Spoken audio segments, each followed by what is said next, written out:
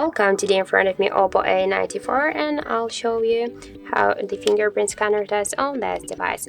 So I'll make a couple of tries to unlock the device with my fingerprint and we'll see how far this feature is and does it works. So let's start.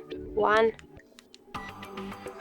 2, 3, 4, 5.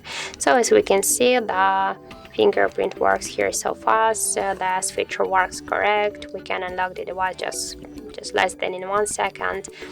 I just suggest you to try this unlock method, but be careful because the fingerprint is less secure than passcode and pin codes. So thank you for watching, and if you find this video helpful, don't forget to leave a like, comment and to subscribe our channel.